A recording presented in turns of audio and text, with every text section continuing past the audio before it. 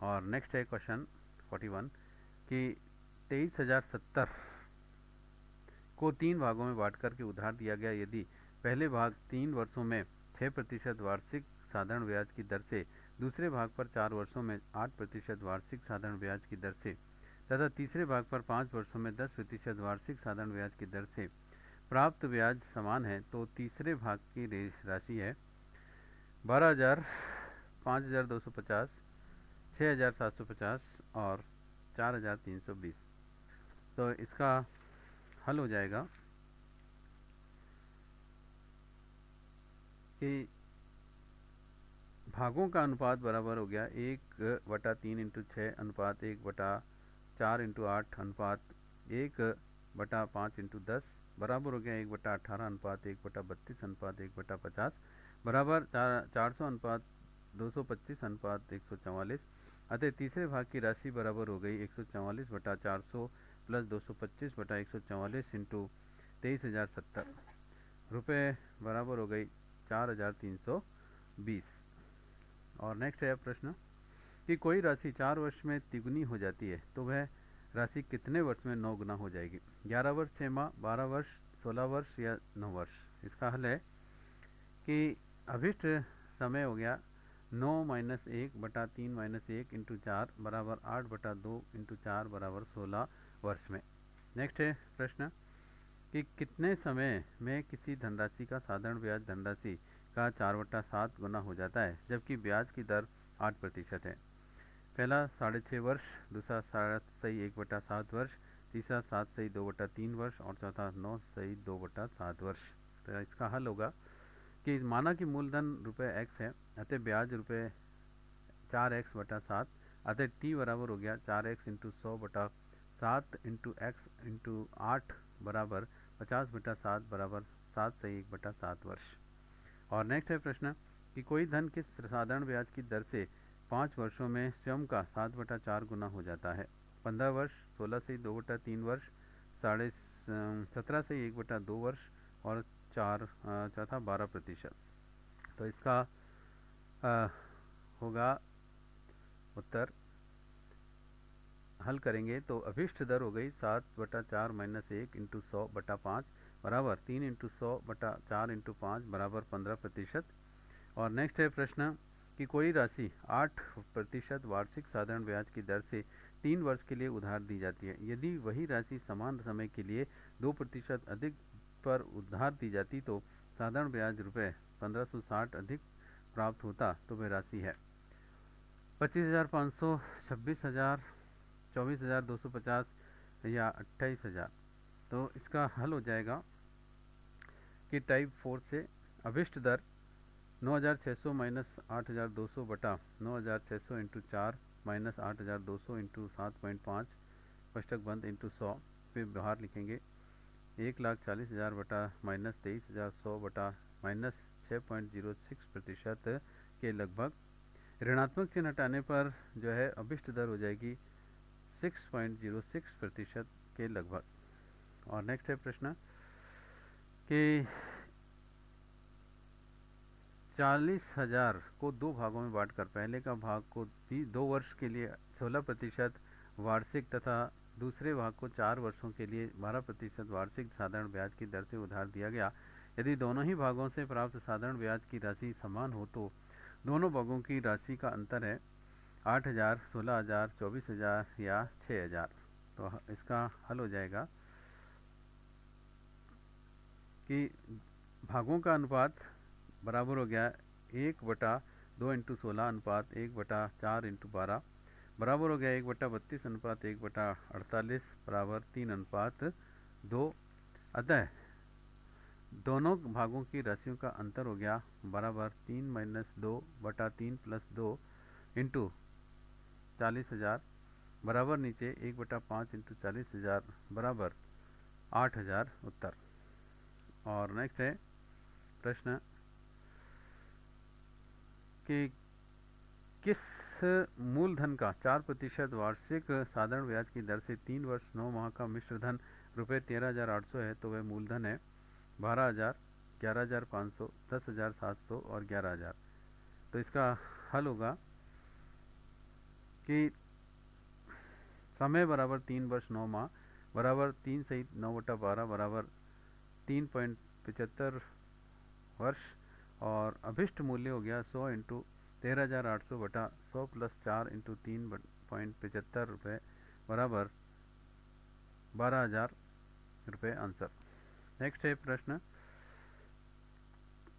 कि कोई धनराशि किसी साधारण ब्याज की दर से 12 वर्षों में स्वयं की 2 गुना हो जाती है, तो वह धनराशि उसी ब्याज की दर से कितने वर्ष समय में स्वयं की 6 गुना हो जाएगी? 45 वर्ष, 36 वर्ष, 48 वर्ष या 60 वर्ष? इसका हल होगा कि अभिष्ट समय बराबर हो गया 6 माइनस 1 बटा 2 माइनस 1 इंटू 12 बराबर 5 इंटू 12 बराबर 60 वर्ष। नेक्स्ट है प्रश्न, महेश 12,500 रुपये 12% वार्षिक साधारण ब्याज की दर से तथा सुरेश रुपये 15,000 8% वार्षिक साधारण ब्याज की दर से उधार लेता है, तो कितने वर्षों के बाद उनके ऋणों के मिश्रण बराबर हो जाएंगे? 8 वर्ष 4 माह, 8 वर्ष 3 माह, 8 वर्ष 5 माह या 8 वर्ष 2 माह? तो हल होगा इसका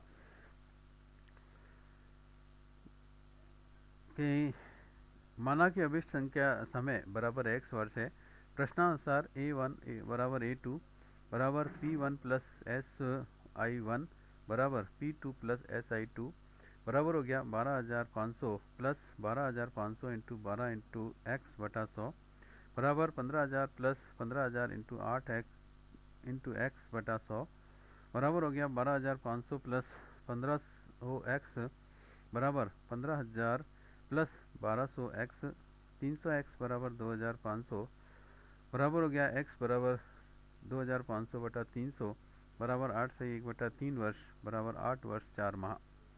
और नेक्स्ट है प्रश्न कि 12,300 पर 7.5% वार्षिक साधारण ब्याज की दर से 8 माह का साधारण ब्याज होगा 565, 615, 785 या 650?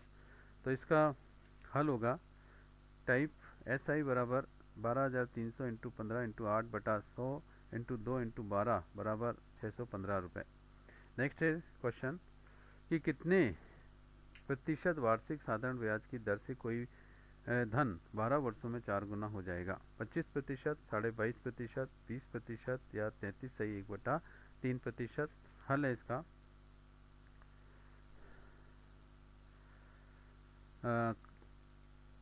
अभिष्ट दर हो गई 4 माइनस 1 इंटू 100 बटा 12 बराबर 3 इंटू 100 बटा 12 बराबर 25% वार्षिक। और नेक्स्ट है अब प्रश्न इसमें कि कोई धनराशि 6 वर्षों में किसी निश्चित साधारण ब्याज की वार्षिक दर से स्वयं की 4 गुना हो जाती है, यह धनराशि कितने वर्ष में उसी ब्याज की दर से स्वयं की 7 गुना हो जाएगी? 10 वर्ष, 11 वर्ष, 3 माह, 15 वर्ष या 12 वर्ष? हल है इसका कि अभिष्ट समय बराबर हो गया 7 माइनस 1 कोष्टक बंद बटा 4 माइनस 1 कोष्टक बंद इंटू 6 बराबर 6 बटा 3 इंटू 6 बराबर 12 वर्ष। नेक्स्ट है प्रश्न, यदि किसी धन का साधारण ब्याज उस धन का 9/16 भाग हो तथा वर्षों की संख्या वार्षिक ब्याज की दर से संख्यात्मक मान के बराबर हो, तो ब्याज की दर होगी 7.5%, 8.5%, 6.25% या 9%? तो हल हो गया इसका माना कि मूलधन बराबर रुपये x है, अतः ब्याज बराबर रुपये 9x बटा 16। माना वर्षों की संख्या व ब्याज की दर का संख्यात्मक मान बराबर y, अतः 9x बटा 16 बराबर x into y into y बटा 100 बराबर हो गया वाई स्क्वायर बराबर 900 बटा 16 बराबर y बराबर रूट 900 बटा 16 बराबर 3/4 बराबर 7.5। अतः ब्याज की दर हो गई 7.5% वार्षिक। और नेक्स्ट है प्रश्न कि यदि साधारण ब्याज की निश्चित एक धनराशि 12% वार्षिक साधारण ब्याज की दर से 6 वर्षों में रुपये 14,448 हो जाती है, तो वह धनराशि है 7,850, 8,280, 8,400 या 9,000? तो इसका हल है कि अभिष्ट राशि P बराबर 100 इंटू 14,448 बटा 100 + 12 इंटू 6 बराबर 1,44,400 सॉरी 14,04,000 कितनी है रे 14,44,800 बटा 172 इंटू 8,470। नेक्स्ट है प्रश्न, यदि साधारण ब्याज की किसी भी निश्चित वार्षिक दर से कोई धनराशि 4 वर्षों में दुगना हो जाए तो वह धन कितने वर्षों में तिगुना हो जाएगा? 8 वर्ष, 6 वर्ष, 7.5 वर्ष या 5.5 वर्ष? तो इसका हल होगा अभिष्ट संख्या बराबर 3 - 1 बटा 2 - 1 इंटू 4 बराबर 2 बटा 1 इंटू 4 बराबर 8 वर्ष। और नेक्स्ट है क्वेश्चन नंबर 57, कितने वर्षों में कोई धनराशि 8.75% वार्षिक साधारण ब्याज की दर से तिगुनी हो जाएगी? 10 वर्ष 7 माह, 10 वर्ष 8 माह, 9 वर्ष 4 माह और 9 वर्ष 9 माह। तो इसका हल हो जाएगा अभिष्ट समय हो गया बराबर 3 - 1 बटा 18.75 इंटू 100 बराबर 200 बटा 18.75 बराबर 10 सही 2 बटा 3 वर्ष बराबर हो गया 10 वर्ष 8 माह उत्तर। That's all. और अब है इसमें आगे नया चैप्टर समतल एवं वक्रतल पर तथा समतल व ठोस ज्यामितीय आकृतियाँ। समतल सीधा व सपाट तल समतल कहलाता है, जैसे फर्श, खेल का मैदान आदि। और वक्रतल टेढ़ा मेढ़ा गोलाकार आदि है तल वक्रतल कहलाते हैं।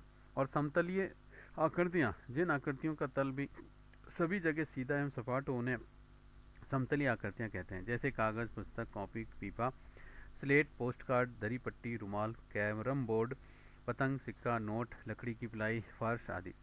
समतलीय आकृतियों की विशेषताएं, पहले तो इनका तल सीधा एवं सपाट होता है। दूसरा, समतलीय आकृति सामान्य द्विविमीय होती है। और तीसरा, त्रिभुजाकार, वर्गाकार, वृत्ताकार, अंडाकार या फिर आयताकार आकृतियाँ समतलीय आकृतियों के प्रकार हैं।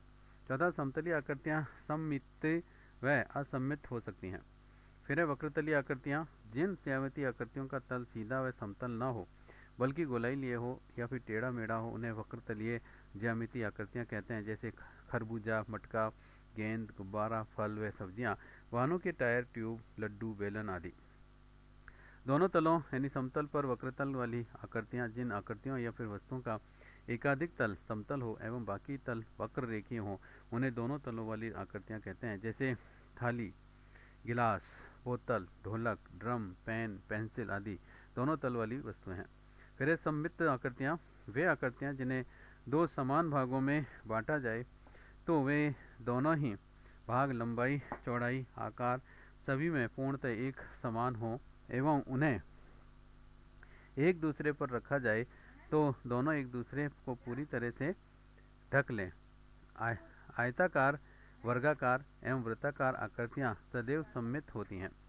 फिर बिंदु पॉइंट, एक सूक्ष्म ज्यामितीय आकृति जिसका कोई माप नहीं होता है बल्कि जो केवल स्थान का निर्धारण करता है, बिंदु कहलाता है। बिंदु एक छोटी सी बिंदी यानी पॉइंट संकेत मात्र है जिसकी कोई माप या आकार, लंबाई, चौड़ाई नहीं होती है। जैसे वृत्त का केंद्र बिंदु जो है पॉइंट, उदाहरण पर प्रकार की नोक, सुई की नोक, दशमलव चिन्ह आदि। बिंदु को वर्णमाला के किसी भी एक अक्षर द्वारा व्यक्त किया जाता है, जैसे अ, ब, स, ए, बी, सी आदि। बिंदु केवल स्थान को दर्शाते हैं। रेखाखंड, दो बिंदुओं ए एवं बी को मिलाने पर बनी सीधी आकृति को रेखाखंड कहते हैं। इसे रेखाखंड ए और बी पढ़ते हैं कि बिंदु ए एवं बी रेखाखंड के सिरे या फिर अंतिम बिंदु है। रेखाखंड की लंबाई नापी जा सकती है, चौड़ाई नहीं। यह रेखा का एक भाग होता है। फिर है किरण, रेखाखंड को किसी एक और सीमित लंबाई तक बढ़ाने पर बनी आकृति को किरण कहते हैं। यदि रेखा एक तरफ बिंदु ए पर सीमित हो तथा दूसरी तरफ बिंदु बी की ओर अनंत तक बढ़ी हो तो इसे किरण ए बी से व्यक्त किया जाता है। उदाहरण, सूर्य की किरण, टॉर्च की रोशनी आदि।